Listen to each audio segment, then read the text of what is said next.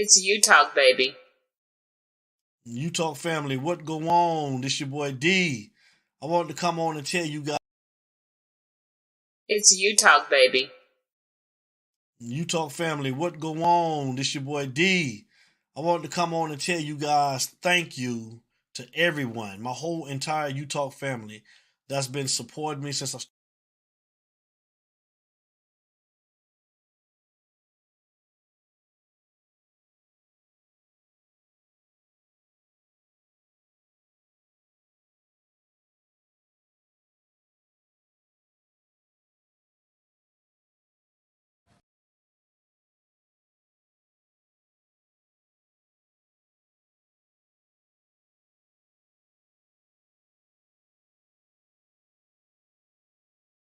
You Talk family, what go on? What go on? What's going on? What's going on tonight? This your boy D, and of course I got my guy Mr. Larry Frank Jr. in the building. And y'all know how we start off every show. It ain't no us without you, baby. Yes, sir. Larry Frank Jr., You Talk fans, Kane Nation. What's going on?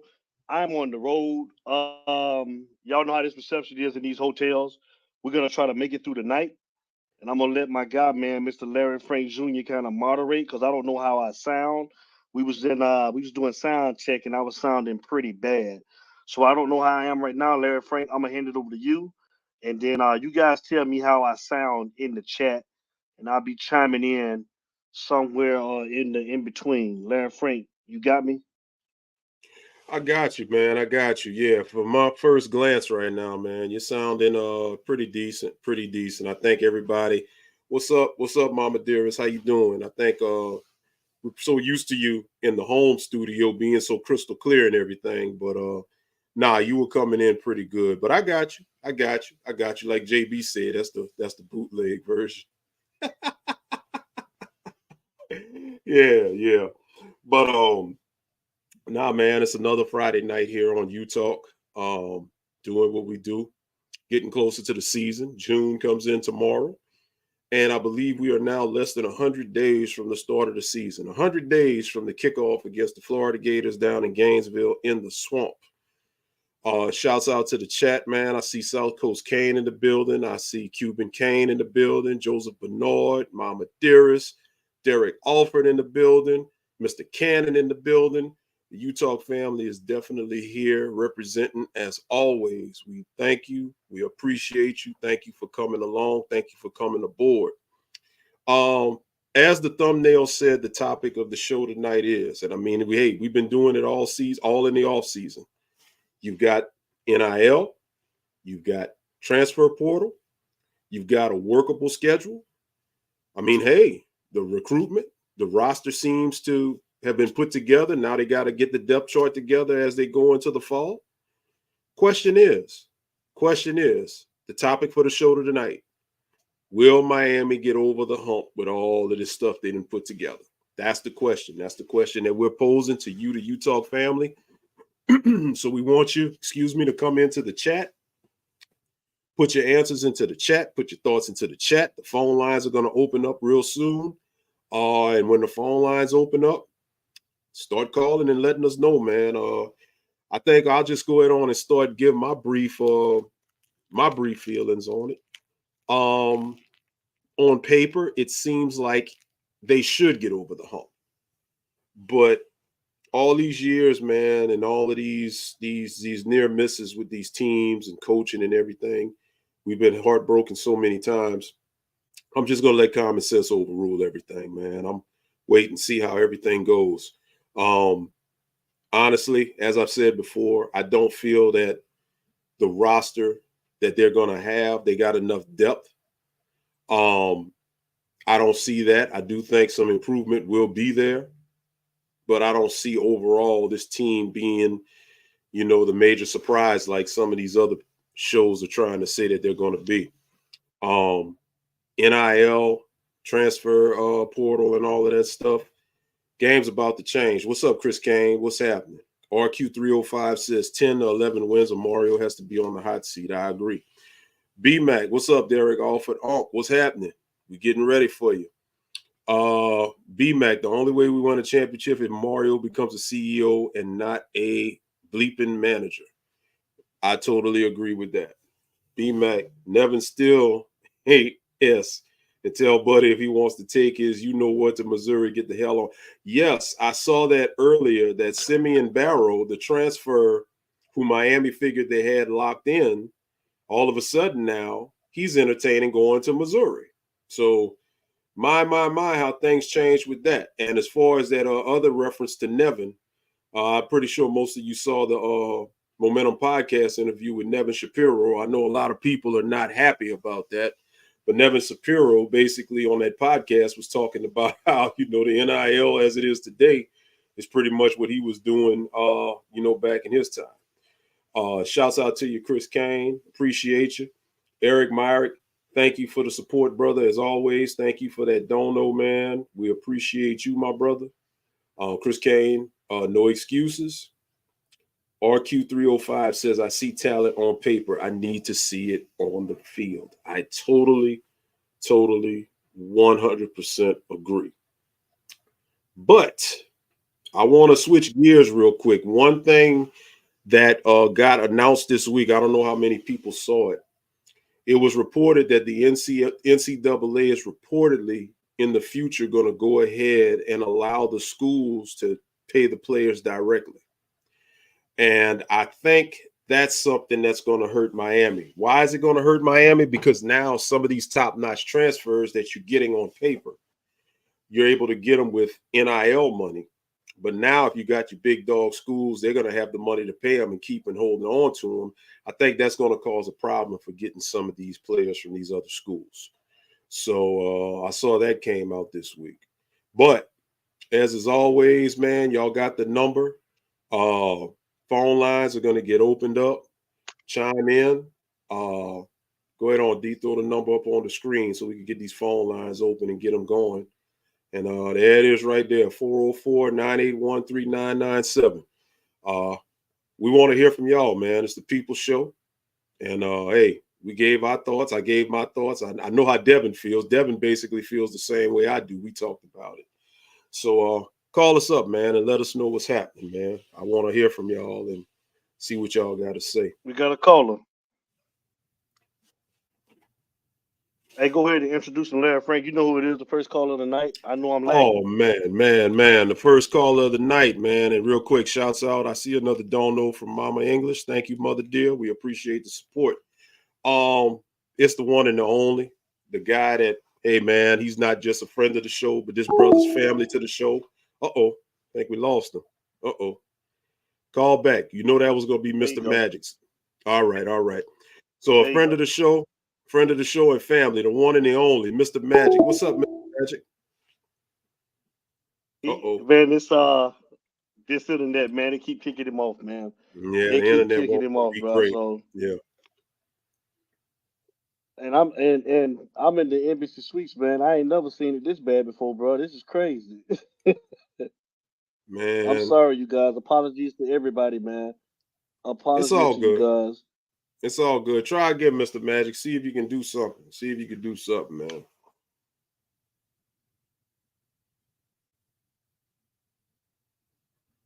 do something. RQ, I see talent on paper. I need to see it on the field. Yes, sir. Cuban Kane, thank you, man. KD O'Neal, definitely, that was a gem of a show, man. And we got more of those coming. We got more stuff like that coming. So we are expanding with what we do. So we appreciate you. But yeah, while we wait to see if we can get these phone lines together with the internet and all of that. Yeah, man, I don't know, man. I'm gonna be honest with you. When it comes down to what I'm looking for, I mean, here's the thing. We come here every week. We talk about the good, the bad, the ugly that is Miami, and that is Mario. At this point, after 2 seasons, you guys have seen all you need to see to know what you should expect to, should happen.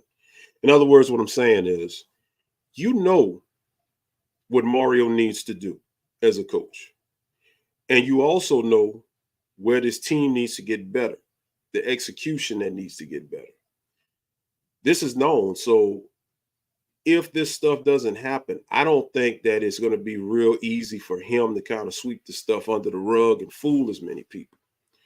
So this is just something, honestly, that I think is out there. And if for some whatever reason this season doesn't pan out to be that 10-win season that everybody is predicting or everybody is saying they should have, if you look at a lot of the publications, I saw On3 predicted Miami to be a dark horse playoff team. There's a lot of hype going into the squad, man, coming into the season. It's a lot of hype. It's a lot of hype and a lot of attention. Miami, in a lot of cases, is a dark horse for the ACC. Troy Woodard, what's up, brother? What's happening with you? It's a dark horse, and it's a lot of attention going into Miami this season. It's a lot of thought. Sherry Lewis, what's up? What's up, family? How you doing? Joseph Bernard said you at the Super 8. They leave the light on for you. No, that's Motel 6, my bad. That dude just straight hater, boy. It's all good. It's all good, man. It's all good. But yeah, man, Miami on paper has got some acquisitions, man. What up, Benny Barrett? How you doing, brother? You look at Damian Martinez at the running back position, obviously Cam Ward at the quarterback position. You look at Sam Brown at the wide receiver position, and you look at a lot of these other guys that they've gotten, you know, on the defensive side, but especially go back to those three that I mentioned on the offensive side of the ball, coupled with what you got coming back, coupled with a Xavier Restrepo, coupled with a Jacoby George, coupled with Mark Fletcher, if he's able to come back from injury, coupled with Arroyo at the tight end position, coupled with these offensive linemen. On paper, it seems like there's no excuse. And in reality, there is no excuse. But Devin, I'm gonna throw it back to you for a second, man, to see, you know, while we got, you know, got you with you know, look like everything where you can contribute. What do you think about everything that they done got, and how is it going to translate to wins on the field, or is it easy? Is it easily going to translate to wins on the field?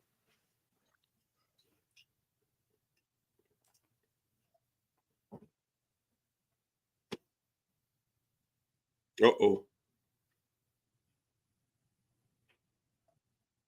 You got me, D?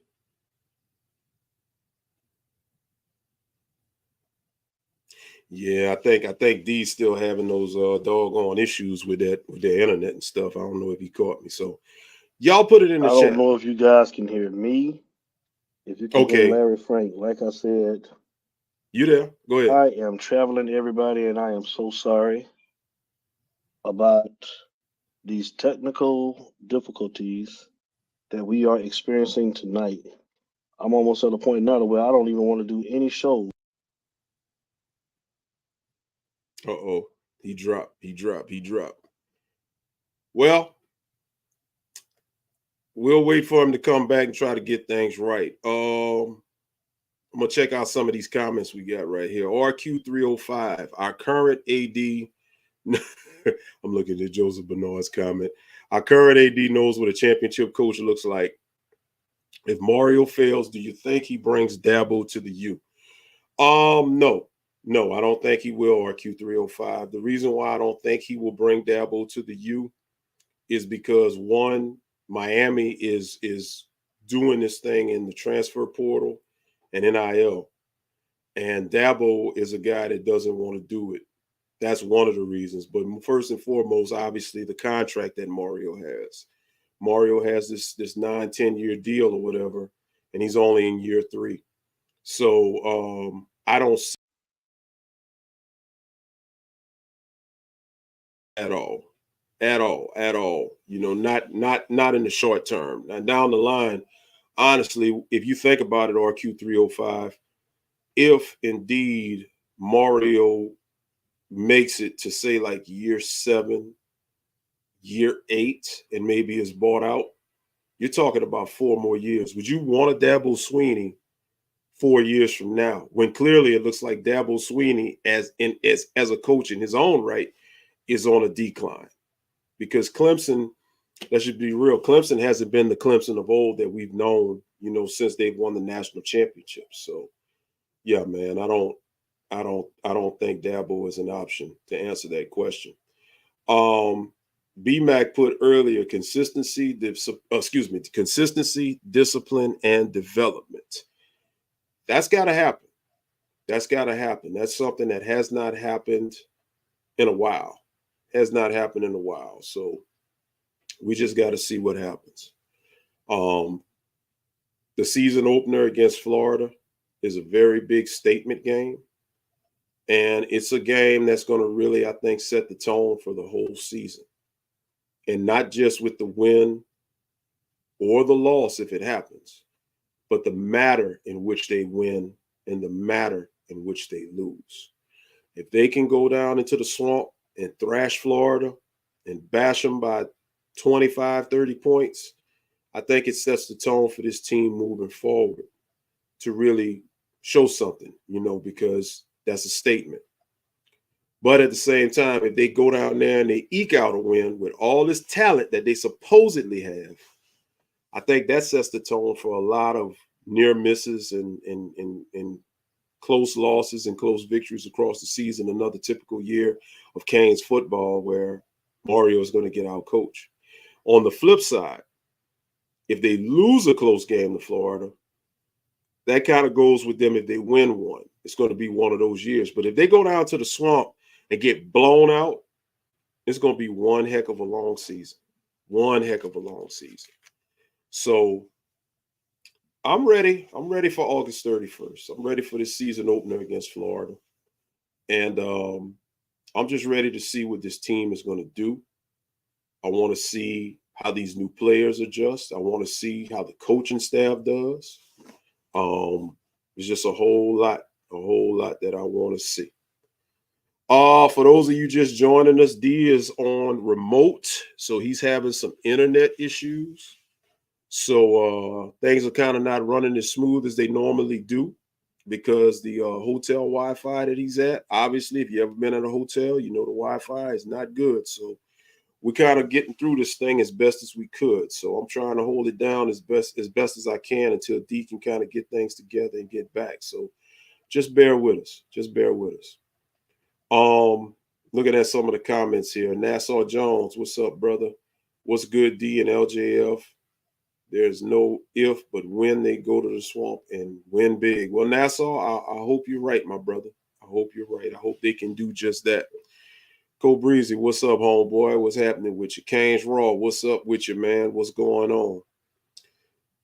Joseph Bernard, you're going to go easy on my boy, man, talking about that Super 8. Well, look, I want to shift gears right quick while we're talking about what's going on. I think everybody was hit with a hot track. And Mr. Cannon came right on cue with it as I was about to bring it up. This Nevin Shapiro thing. Mr. Cannon says, call the bag man, Nevin Shapiro. I can't take this BS no more. So listen, on the strength of this Momentum podcast, and I haven't watched it all. I saw a snippet of it. I actually didn't even know it happened until I was watching Coach Hayes and Streeter doing their show, and they were talking about it. What's y'all thoughts, man? What's y'all thoughts on Nevin Shapiro, man? He's come back, obviously he's done his time. He's out. And he's speaking. And the irony is this dude did a show rocking I believe that was a Barry Sanders, Oklahoma State jersey. What's y'all thoughts on this dude, man? I mean, he came out and from what I saw, he was talking about NIL and he was basically talking about, it's no different than what he was doing, which is basically the truth. I'm kind of mixed on this. Because I've always been pro player. It is legal. Yes, Mr. Cannon, you're right. It is legal. I've always been pro player. I've always been one that felt like the players always got shortchanged. You had all these coaches always making these millions upon millions of dollars. And these guys are recycled because if they don't work out at their respective schools, these coaches can go, they may get fired, they'll fall off for a year or two, and then they go to another school. I always thought the players were at a disadvantage. So even though what Shapiro did was technically wrong by NCAA standards, hey, man, I'm just sorry that he got caught. I ain't gonna lie to you, because guess what? When you had Nevin Shapiro giving them bags out, Miami was winning, getting the best of the best, and they was doing what they had to do. So, yeah, man, I'm just kind of thinking, he's back into the fold, and I think he's going to be he's going to be really, really more widespread with a lot of things. I'm seeing Cole Breezy. How do you feel about the NCAA giving the kids their year back of eligibility? Well, they should get it back. They should get it back. I mean, the NCAA is really, really crooked in a lot of ways, and that's the thing that gets me. The NCAA always made it seem like they are for the collegiate athlete, when the NCAA has always made their money off the backs of these kids, just like the coaches have. And when it was all said and done, the NCAA is always getting over. And I was always a big proponent of the NIL. I was always a big proponent of these players getting a fair shot at getting their value. That's why I think everybody's so hyped about this NCAA game that's about to come out, because the image and likenesses and all of that, these players are getting compensated for this. They're getting their just due. So to kind of answer your question, Cole Breezy, I'm glad for anything that the NCAA does that can benefit the players. I'll give them a thumbs up on. That's something that they should do, and that's something that they owe the kids. Back to Miami. As I'm looking at this season, right? As B-Mac has said on a lot of shows, it has to be a national championship or bust. And I know a lot of people may say, well, you know what, that's unrealistic. But B-Mac always brought a great point and supported it with the fact of the money that Mario is being paid. The money that he's being paid and the patience and all of that people are saying that you should have with him. I'm sorry. I'm tending to agree with that. I think 10 wins is what everybody wants, but I think, B-Mac is on to something with that. A natty has to happen. RQ305, Nev seems like he's about to expose prior players and staff. He will only hurt the U at this point, so I say F. Shapiro. It could happen. It could happen. I do believe, and I agree with you on that, RQ305, that let sleeping dogs lie. Let sleeping dogs lie. Whatever happened, back, and that was well over a decade ago. That's damn near 20 years ago. Leave that alone. I think the biggest question that I have with Nevin Shapiro, what is your purpose? What's the purpose of you coming out, and what's your purpose of even coming back? Is it, if you're just coming back to kind of talk about what you did as it pertained to the NIL, or in comparison to NIL right now, that's one thing. But if, like RQ305 says, if you're coming out and you're going to start name dropping players, that ain't cool. That's not cool. That's not cool. So hopefully, he don't do that. But like I said, this is Nevin Shapiro, and I'm pretty sure he's got a vendetta. And it's just something that shouldn't come out. Joseph Bernard, I agree. That is a victory that they need to have. They need to come out August 31st. It's an afternoon game. I think the time's already been announced. There we go. There's D. D is back. How you doing, D? You good? You how you try it again? How you doing? I don't. You have to tell me. I don't know how I sound. You sound okay. Keep on doing your thing, bro. Because it's this internet is terrible. It's kicking me out back and forth. So I was just trying to run the board for you. Okay. You talk family. All What's right. going on? What up, family? Yeah. Well, like I said about go ahead. Did you talk about that kid Simeon Barrow? Did you talk about that kid Simeon Barrow possibly backing out? we touched on it, but we'll go a little bit deeper into it. For those who don't know, that highly touted defensive lineman Simeon Barrow, the Michigan State transfer, who committed to Miami, is now having second thoughts of leaving or backing off of that commitment and going to Missouri. And here's the thing that gets me about that. When I read the headline today, it said SEC school. I didn't know it was Missouri. I just found out it was Missouri like later on in the afternoon. I first read this like this morning around lunch, right before lunchtime. So when I saw SEC school, you know what I'm thinking? Bama, Georgia, LSU, one of them big dog SEC schools. When I saw Missouri, I'm thinking to myself, wait a minute, what in the heck has Eli Drinkwitz got going on up there in Columbia, Missouri, that could have this young man double guessing his commitment to Miami and backing out? They got a big NIL deal up there. Big NIL program up there in Missouri. Right. So that just goes to show you, you know, and especially with it being announced earlier this week that the NCAA is going to pay its players, even though going to allow the schools to pay its players, even though technically this is not a situation where Missouri directly is going to pay him. That just goes to show you that money talks. So what I'm looking at is a case like that, I think could be looked at as a minor example of what's going to happen if Miami does not win and win now. Because if Miami does not win and win now, you are not going to vie for these big time transfer portal possibilities when money is in play and when money is the competition. See, it's one thing when your competition is another school and you got the money to pay him and you got the NIL deal to bring him in. What's up, L. Anderson? What's going on? Appreciate you.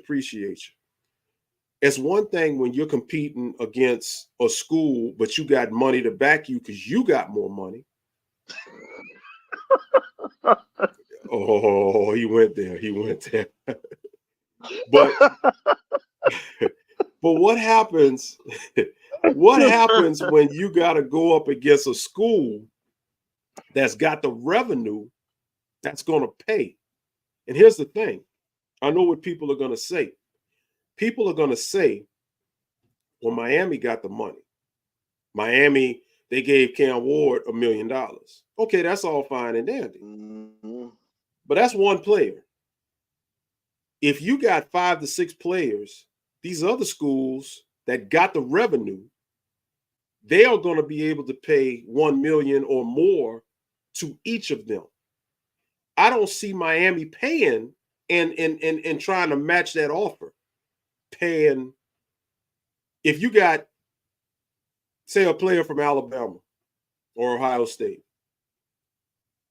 cornerback, just a random cornerback. What's up, Concrete 1K? What's up?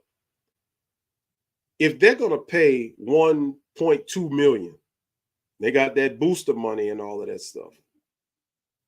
It's got to be somebody Miami really going to want. And what I'm looking at in that case is Miami would probably go all in on somebody they want, but then you're going to have a whole bunch more that they're not going to go after.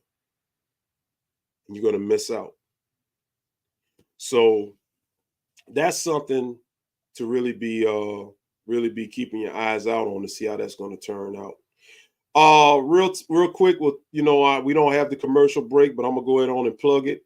We got the Utah Bash Part 2, the weekend of the Georgia Tech game, which is the weekend of November the 9th.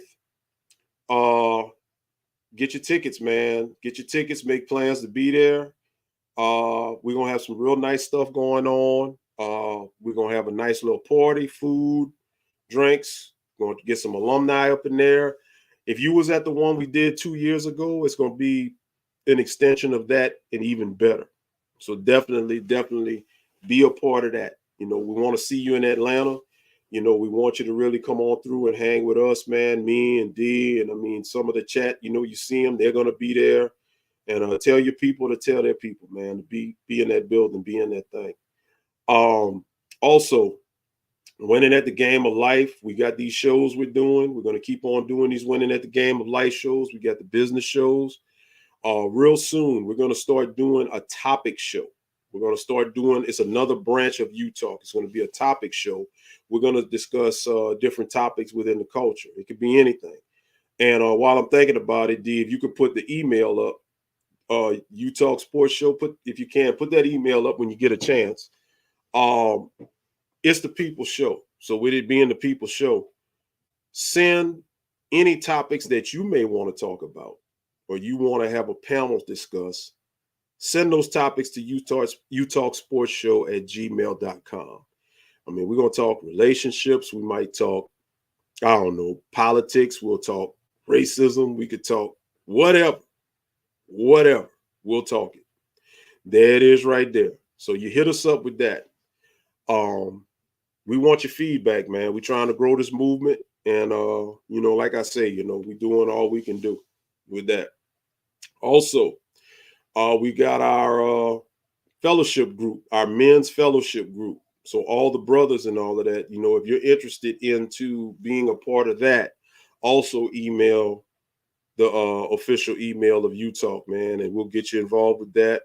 We do our thing on every first and third Saturday where we just meet together as men. We talk scripture. We just talk about life stuff that's pertinent to being men and what we got to deal with. So it's just a few little things I wanted to plug, on behalf of D and the movement and the brand right now while we're talking Canes football.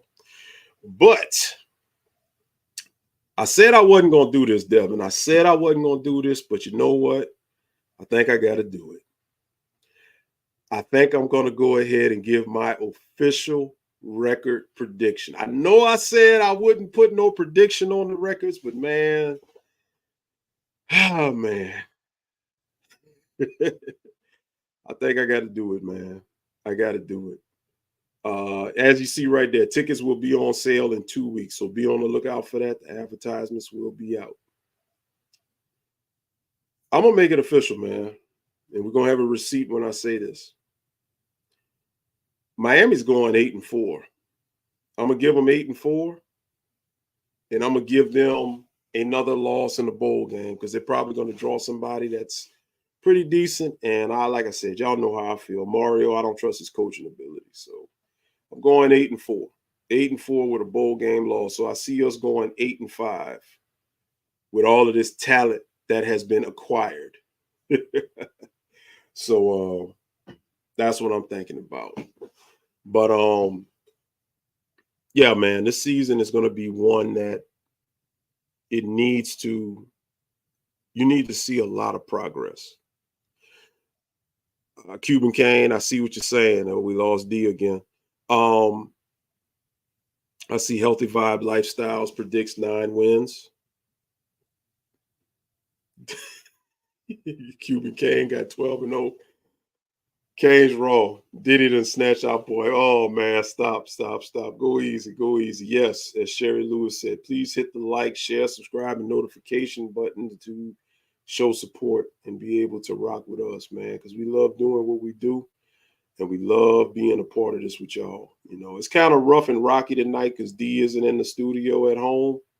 We're just trying to make it happen. We're just trying to kind of get back into the fold of doing shows as we get closer to the season. So, just be a part of that, and show that support.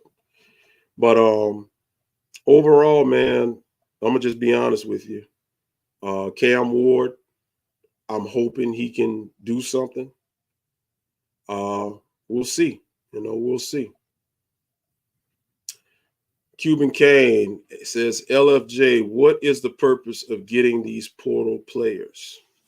Well, Cuban, as we've always said, these portal players are being acquired because there's something wrong to where the recruiting and the development is not working.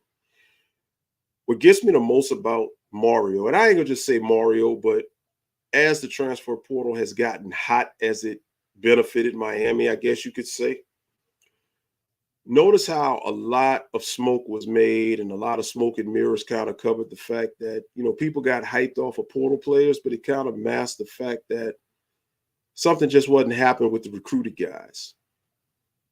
And like we said before, there's a disconnect somewhere with this coaching and development of these so-called top-notch guys. Yes, you got a Ruben Bain, but he's a once-in-a-generational type talent. He came to Miami with what he had. You know, he brought that from high school. And Ruben Bain is only going to get better.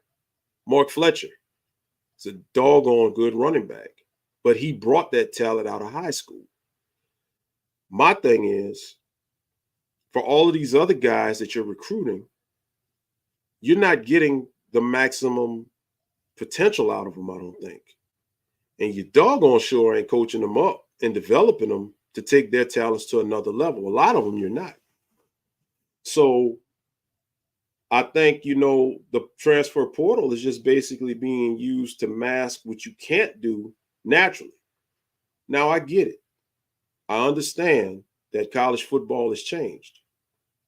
And the transfer portal and NIL is part of that. I'll tell you in a few. Let me finish this RQ305. I'll give you my 4 games. So I get it. College football and the business of college football has changed. But at the same time, you still have to be able to do some form of coaching and development. And that's just something that Mario, he's not doing as good as I think he can. Kevin Beard, I think, has done a decent job with the wide receivers. Nicholson has done a decent job with the linebackers. Mirabal and Mario, I'll give them credit with the offensive linemen. They've done a decent job. But you're hurting in the secondary. You just had 2 guys go to the NFL, and, you know, one was a 3rd rounder, the other one was a 7th rounder. Something just don't sit well with me with that. And now you're struggling, you know, especially at cornerback. So there's just a disconnect somewhere with that. And I hope that answers your question, Cuban. RQ305, you said 8-4. What 4 games do you see Miami losing? I got them Florida State. I know Florida State lost a lot. But this is still Florida State. And until we can actually beat them, I can't get hyped and say that we can beat them until they actually do it. So until they do it, that's a loss. That's a loss that I got right there. Miami is notorious for going up on the East Coast in those cold weather games and dropping 1. And I believe they got Syracuse towards the end of the year. That'll be a cold weather game. We just saw what happened when they went up there to play a one-dimensional Rutgers. That's a game that I think they'll drop. They shouldn't, but I think because of the time of the year, you have to see where the injuries are. Hopefully they can come out on top, but I don't like when they play those cold weather games. They usually tend to start off slow, and it depends what you got coming from Syracuse. If they could take advantage of some of the weaknesses, I think that's an advantage for them. So I got them dropping that game. Louisville, doesn't Syracuse play in a dome?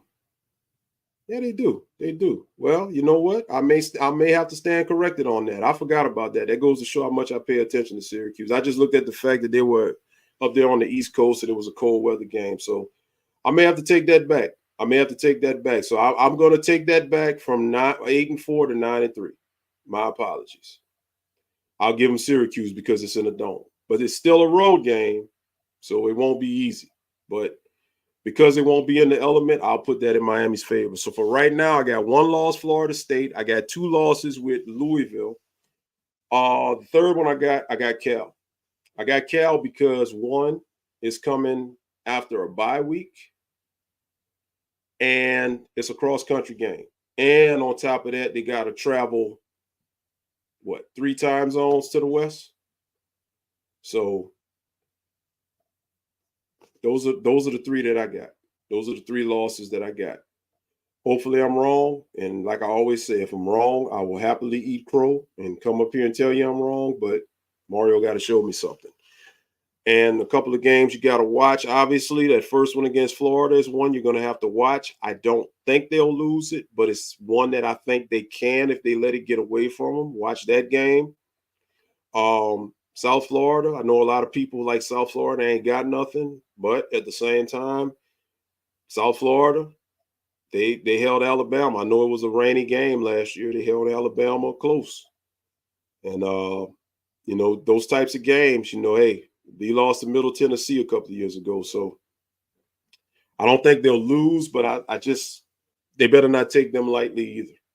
And then South Florida being a in-state rival, Miami may not look at them as too much competition, but I think South Florida, you know, they're going to get up for that game because, you know, you're playing a team that one of the big dogs in the state of Florida, so they're going to bring it. Let's see. Concrete One says Damari Brown and Daryl Porter are those dudes, though they've been quiet for a reason. I hope you're right. I hope you're right. We'll see. We'll see. You know, Porter, he graded well as far as passes that were thrown his way. As far as passes defended, we'll see what happens. You know, how he does. And then Damari Brown, you know, it's his time now. It's his time. So we'll see what happens. RQ305 says that Friday Virginia Tech game will be tough. I'm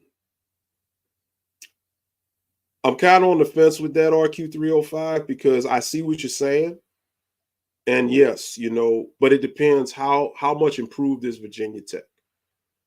In the last couple of years, Virginia Tech has fallen off so bad, you know, you should pretty much count them as an automatic W. But this is an old Big East rivalry game revisited. And let's just be 100, you know, that's still, you know, anytime you play Miami, you're motivated to knock Miami off, especially when you've fallen off. So they're going to get up for that game. They're going to get up for that game. And then being a Friday night game, it's going to have some national attention on it. They're going to get up for that game. So, yeah, it won't be a cakewalk, I don't think. So, yeah, I agree with you on that. Also, the Duke game, as I said before, Manny Diaz, he's going to be motivated. I mean, he's going to want to prove a point.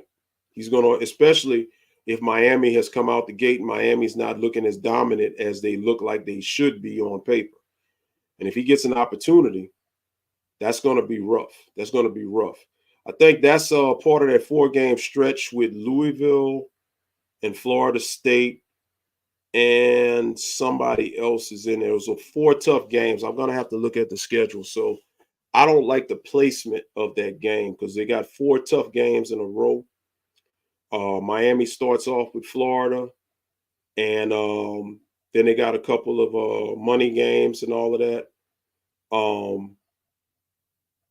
But that stretch of the schedule is the one that's going to make or break Miami's season. If they find a way to beat Florida and they can get out there to a 4-0 start, because the first 4 or 5 weeks of the season, they don't even leave the state of Florida. They don't leave the state of Florida. They go to Tampa to play USF, and they go to Gainesville to play Florida. The other games are home games. So I think that benefits them to where they, you know, on paper, everything is in their favor. So they can start off hot. But that bye week and then Cal, you know, and then having to play those other teams in that 4-game stretch, that's the one you got to watch. That's the one you got to watch. RQ305 says he's seen Kiko in person a few days ago. Young man has a dad bod, worries me a bit. Wow. I don't even know what to say about that. Because